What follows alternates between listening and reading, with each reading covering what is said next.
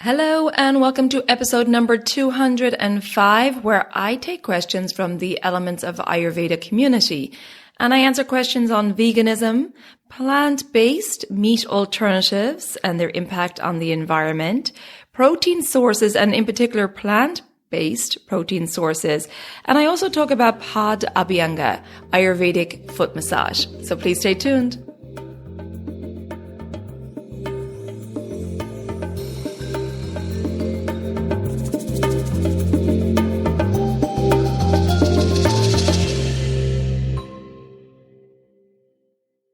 Welcome to the Elements of Ayurveda podcast. I'm your host, Colette, and I hope to educate and empower you to take charge of your health and well-being, preventing disease in the body and mind so that you can thrive in life. I will be sharing the holistic teachings of Ayurveda, which is the ancient healing tradition from India. I will also discuss topics like yoga, which is the sister science of Ayurveda, and various topics under the umbrella of holistic health and planetary health, as well as interviewing lots of inspiring people along the way. My humble wish is to help you to connect to your true nature and to Mother Nature.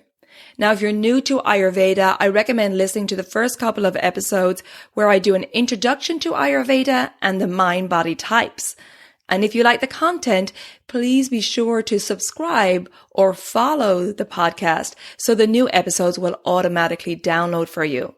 Also, you may want to check out my private Elements community, which is away from social media. It's a safe space for like-minded people to come together, to connect, to share, to support each other, and to continue the conversation from the podcast episodes.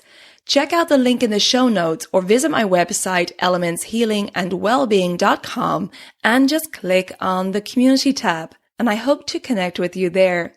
Thanks for listening, and now here's a new episode. This episode is sponsored by Kerala Ayurveda Academy. Are you inspired by the Vedic traditions and curious to deepen your study? Kerala Ayurveda Academy is a full-spectrum Ayurvedic company with deep roots in India, offering education, wellness, and herbal products. You can study online or in person and train in the birthplace of the ancient traditions, Kerala, India, where thousands of medicinal spices grow wild in the mountains. As a beginner, you can choose from 2 certification programs, the 300-hour Holistic Ayurvedic Coach certification and a 600-hour Ayurvedic Health Counselor certification. Kerala Academy is thrilled to now offer the counselor certification in a format for European students. Additional workshops and online series are all designed to support students and professionals to upskill, so you can receive an authentic training in Ayurvedic health sciences. To learn more, visit keralaayurveda.us. That's keralaayurveda.us. Hey there, and welcome back to the Elements of Ayurveda podcast. It's me, Colette, today, taking questions from the Elements of Ayurveda community. We have some great questions today on veganism, plant-based diets, plant-based meat alternatives. I also talk about protein sources, particularly plant-based protein sources, and the benefits of foot massage, or Padabhyanga as it's called in Ayurveda. So let's get started with the questions. The first question comes in from Rushani, and Rushani says, Colette, I'm keen to hear your views on veganism, especially since Ayurveda isn't all about being on a plant-based diet, but the health of the planet would do well to have more plant-based eaters. Also, what are your thoughts on plant-based meat alternatives? I sometimes wonder if making these vegetable proteins into these different meat substitutes is another form of processed food, where you're taking the original bean or pulse protein and beating it into something so far removed from its original form. Is it healthy? Okay, thank you, Rushani, for your question. I'm going to break it down, and I'll start with my views on veganism. Well, first of all, I'm not keen on the labeling of different ways of eating, as I believe, like Ayurveda teaches us, that it should be person-specific. Each person has a unique constitution type, has different needs, and we have different needs at different stages of life, seasons, etc. Now, while Pitta and Kapha constitutions do well with a plant-based diet, the Vata constitution can benefit from the grounding qualities of meat. I think a vegan diet for a person with a high Vata constitution can be challenging, and there would need to be a great focus on getting the right qualities from the food to satisfy and ground Vata. Ayurveda's teaching of no one size fits all is very logical. We know each person has a unique constitution and therefore unique needs in terms of diet. And as I said, I don't think we need to label ourselves as a vegan or any other label, which can come with judgments and stress if we're really focusing on those rules and being really rigid about the rules of veganism, for example. But I think it's better to say, I'm eating in line with my unique constitution. So in my case, for example, I'm plant-based. I haven't eaten meat since I was 15. I gave up fish around 7 years ago. I'm pretty much vegan, or as Divya has said in our food podcast, geegan, because I use ghee. But I also don't want to get too rigid about this way of eating, because I think that can cause stress. And in the past, I had a tendency to become rigid when it comes to my eating and exercise, and that wasn't healthy for me. So now I kind of let go of the rules and listen to my body. So for example, I'm never going to eat meat or fish. That's something I decided I don't want to eat. But if I go to a restaurant or if someone cooks me a meal and there's some cheese in the dish, for example, I'm not going to freak out. I just view this as, okay, my body's getting something it's not used to, and see it as a test for my body and see how my body reacts to that food that it's not used to taking. So I think it can be good to shake things up once in a while and give your body something challenging so it doesn't become too sensitive. And then after a meal, for instance, if I had meal with cheese in it, some dairy in it, I noticed that I'm feeling it in my sinuses and probably in my digestion, and I would take a digestive aid and my body recovers. And so for me, letting go of the rules and rigidity around eating and exercising has improved my health. So that's just my personal experience for what it's worth. But eating in accordance to your constitution and trying not to be too rigid about things so it doesn't create stress, I think is a good way to go. This next part of your question, Rashani, you said Ayurveda isn't all about being on a plant-based diet, but the health of the planet would do well to have more plant-based eaters. So as I mentioned earlier, Ayurveda is mostly vegetarian, but does recommend meat sometimes. And I think the health and well-being of the planet should be seen as an extension of our own health and well-being. We are, after all, a part of nature, made up of the same elements of nature. Therefore, living a plant-based lifestyle is something that I promote for its benefits to our health and the health of the planet. So in answer to your question, Rashani, on plant-based meat alternatives, personally, I never resonated with the plant-based meat alternatives as I gave up meat for the sake of the animals. And so I don't have the desire to see a piece of chicken or a piece of steak on my plate that's made out of soy products or plant-based products. However, for some people who are trying to get away from eating so much meat and don't want to change their cooking or their way of eating, then this could be a great alternative and a healthier option too. For example, I grew up in Ireland with a tradition of meat and vegetables for dinner, and a meal wasn't viewed complete without meat. So that can be a really difficult mindset for some people to break.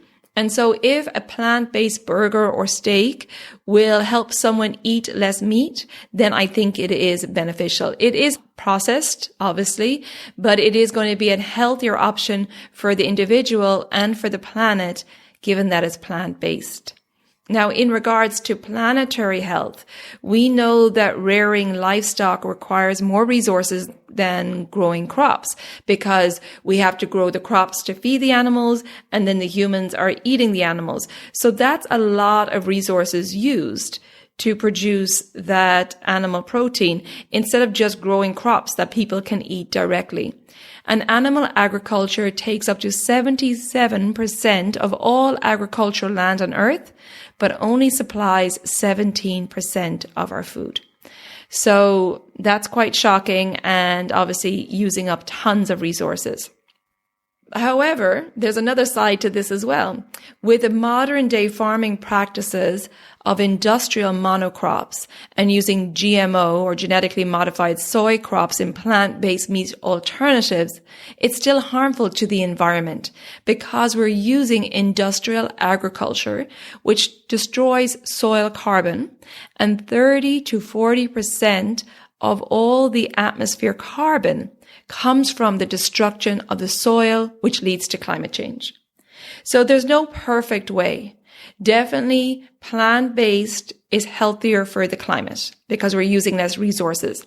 But plant-based on an industrial level using GMO seeds, that still leads to climate change. Now, I am by no means an expert, and I do want to have a more detailed conversation with experts on this podcast around this subject. But I do think from what I've read that regenerative meat and regenerative farming practices are the answer. So regenerative meat products come from farmers who are practicing regenerative agriculture, which aims to reverse the effects of climate change by rebuilding the organic matter in the soil and restoring degraded soil biodiversity. So basically, it's kind of going back to the old ways, as far as I believe, of farming, where you allow the soil to rest and you're rotating crops. So it's not just this one single monocrop. And it's healthier for the soil, and in the end of the day, it's healthier for us humans as well.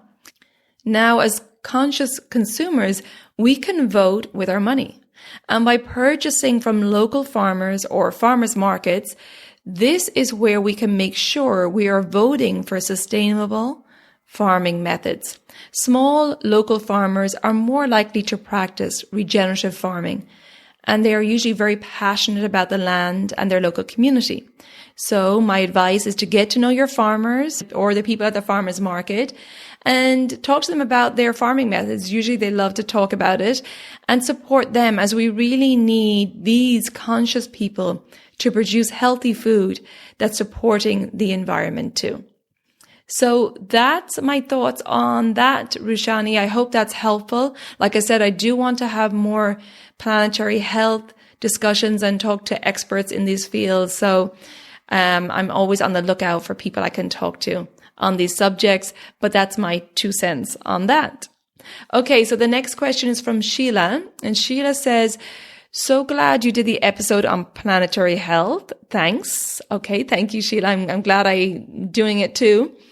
I am curious as to how the Ayurvedic community gets their protein while considering the health of the planet and themselves. I currently eat some wild-caught fish, local organic eggs, and organic whole milk. Okay, thank you, Sheila, for that question. And protein sources is one I get a lot. It's great that you're choosing organic products and that it seems like you're choosing to buy locally, which we just talked about, going to your local farmers for your eggs and your milk. So it is important to know where you're purchasing from. And as I said a moment ago, going to your local farmers or farmers market is the best way to do that. But I also want to talk about protein, because protein is essential for our health. It's our body's main building block, essential for making muscles and tendons, etc. And the recommended dietary allowance for protein is just a modest 0.8 grams of protein per kilogram of body weight to meet our basic nutritional requirements. So you calculate this by multiplying your weight in pounds by 0.36. So for example, a 150-pound adult should get approximately 54 grams of protein per day. Now, if you have an active lifestyle, you're working out a lot, you're an athlete, you're pregnant, you're breastfeeding, then you will need more protein. But for example, to break that down, protein should make up between 10 and 35% of our daily calorie intake. Now, we have been bombarded by advertisements and marketing from the dairy and meat industry, and they've done a great job at convincing us that we need lots of protein, and we need, in particular, their products to get our protein supply. However, as you can see from what I detailed, our protein should only make up between 10 and 35% of our daily calorie intake. And most of us don't have to worry about a lack of protein. If anything, we have to worry more about a lack of fiber. I cover that in the Q&A episode number 170. I'll link in the show notes. But fiber and getting our protein from vegetables and grains and nuts and seeds and beans, that's what we should be concerning ourselves with. So I want to talk about the plant-based protein sources here today, Sheila, in answer to your question. And I'm going to just highlight a few great sources of plant-based protein. To start with, soy products. And of course, I'm not promoting GMO soy here. So non-GMO soy we're talking about. Soy products have a high protein content. Now, it does vary depending on how the soy is prepared. So, for example, firm tofu or soybean curd is about 20 grams of protein per 1 cup. Edamame beans, which are immature soybeans, are about 17 grams per 1 cup. And tempeh has about 30 grams per 1 cup. So that's quite a lot in those soy products. Now, lentils, which you're familiar with, the green and red lentils, per cup, they're worth about 18 grams of protein. And then you have beans like chickpeas and kidney beans. You get about 15 grams of protein per cup of beans. And many of us don't know that you're getting lots of protein from green leafy vegetables like kale and spinach and bok choy. So for a cup of those green leafy vegetables, it's about 2 grams of protein per cup. And a cup of broccoli will give you 4 grams. Also, the good old cooked green peas, 1 cup of those will give you 8 grams of protein. Other vegetables that contain protein, which are not usually thought of, are Brussels sprouts, asparagus, and avocado. Quinoa, which we think of as a grain, but actually it's a seed, contains quite a bit of protein. It's 8 grams of protein per cup. And then you have oats, good old whole rolled oats that we use in our oatmeal or porridge in the morning. That contains about 11 grams of protein per cup. Almonds, that's one we think of a lot. Nuts in general, per cup, it was about 33 grams of protein. And then you have other seeds, which you generally don't think of, but they're great additions in your porridge or oatmeal. Chia seeds, for example, they have about 4 grams of protein for every 2 tablespoons. And hemp seeds have 5 grams of protein per tablespoon. So hemp seeds are really great for protein. And then nutritional yeast is another one. That's a great addition, particularly for vegans and vegetarians getting their B12 supplement in with a nutritional yeast. But nutritional yeast also contains 8 grams of protein per 2 tablespoons. Another great protein source is a supplement called spirulina, which is the blue-green algae, and that packs 10 grams of protein per tablespoon. So spirulina is a great addition if you're vegan or vegetarian and worried about your protein. That is a really great way to add protein into the vegan diet in particular. So Sheila, I hope this information is helpful to you. And my general advice, as I mentioned before, is to eat in tune with your unique constitution. Choose the protein sources that are best suited to keep your body and mind in balance. Okay, so moving on now to my final question. It's from Anita. And Anita says, I wonder if you could talk about applying ghee or other oils, depending on your doshas, on the soles of your feet at night before sleeping. Ayurveda says this practice has the power to keep all ailments at bay, and it's called Padabhyanga. Thanks, Anita, for your question. And yes, massaging the feet in Ayurveda is called Padabhyanga, Pad meaning foot, and Abhyanga, as we all know, means oil massage. Now, Ayurveda teaches us that our feet contain pressure points or reflex points, which are connected to certain organs or different parts of the body by nadis. And the nadis are the subtle energy channels within the body. So when we're massaging our feet or applying pressure to certain points on the feet, energy, stimulation, and healing can be sent via the nadis to certain organs or parts of the body. Our feet are our foundation, organ of action, as they're called in Ayurveda, which we rely on daily. and should be given due respect. So massaging the feet with oil in the evening is highly recommended in Ayurveda, and particularly for calming the Vata dosha, as it helps to pacify an active mind and reduce stress. And we know that managing stress in today's world is an important part of preventative health. So by massaging the feet, we bring the body into the parasympathetic nervous system of rest and digest. We're calming the nervous system and the mind. We're improving digestion because the blood flow is going back to the digestive process. And we're improving our sleep and, of course, boosting our immunity as a result.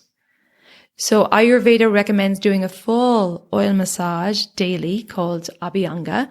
However, if there's not enough time in your day for a full body oil massage, a foot massage at bedtime can be really beneficial because you're massaging the reflex points that are connected to all the organs throughout the body. So you're getting the benefits of a full body massage. Warming the oil and taking your time to massage your feet while focusing on your breath is a really great calming evening practice. It calms the nervous system before bed and helps to promote a good night's sleep. And we know sleep is one of the pillars of health. So different oils can be used, which will have different effects on the various doshas. But in general, sesame oil is good for Vata because it's warming and a little heavier. Coconut oil is good for Pitta as it's cooling. And sunflower oil is nice and light for the Kapha dosha. And ghee can also be used for all doshas. And so it's a nice process to wash your feet and then put the oil, warm oil on your feet and taking your time to massage the toes, the balls of the feet, even up to the ankles. And then massaging for about 5 to 10 minutes, or if you have more time, great. And like I said, while you're doing this practice, focusing on your breath. So it becomes a real meditative practice and you're focused in the present moment. And then once you're finished your massage, you can keep the oil on your feet and put on a pair of socks. So you're getting full advantage of that oil overnight, and it's very grounding and pacifying, particularly for Vata, as we said. However, if you have a tendency to overheat at night, then you may want to wash off the excess oil before going to bed. So particularly those with a high Pitta constitution who tend to overheat at night, I would recommend washing off that coconut oil so it does not create a heat trap overnight and cause you to overheat and wake you up. So there you go, Anita. I hope that was helpful in answering your question. And if you're interested in learning more about the different dinacharya, like this Padabhyanga would be part of a dinacharya practice. If you're interested in learning more about dinacharya, the daily self-care practices, well, then I recommend that you check out my Daily Habits for Holistic Health program. This program is a 28-day self-paced program, and I spend a lot of time talking about the daily self-care practices and helping you implement these daily self-care practices into your day so they're on autopilot, and they're great for bringing balance to the body and mind and preventing any illness.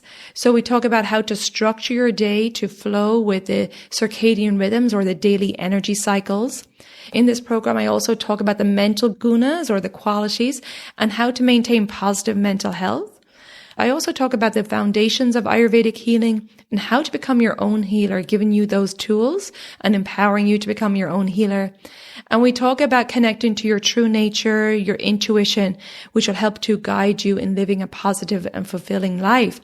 So if you're interested in checking out that 28-day online self-paced course, just click on the link in the show notes or visit my website, elementshealingandwellbeing.com. and go to the programs tab and you'll find all the information there. If you wanted a more detailed strategy tailored to you, then check out my online consultations. And I also offer the private Digestive Reset Cleanse. That's a holistic cleanse tailored to you as well. If you have any questions on my services, take advantage of my free 15-minute Services Enquiry Call, where we'll hop on Zoom and I'll answer any questions you have, and I can help guide you in the right direction as to what would be best for you.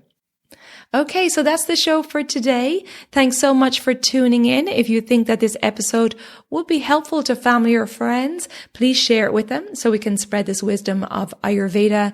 And if you haven't already subscribed or followed the podcast, please do so that the new episodes will automatically download for you. And if you would like to rate or review the podcast, I would really appreciate that. If you would like to join the private Elements of Ayurveda community away from social media, then check out the link in the show notes. Thank you for your support. I truly appreciate it. And until next time, take good care of yourself, be well, and bye for now. Slán go fóill.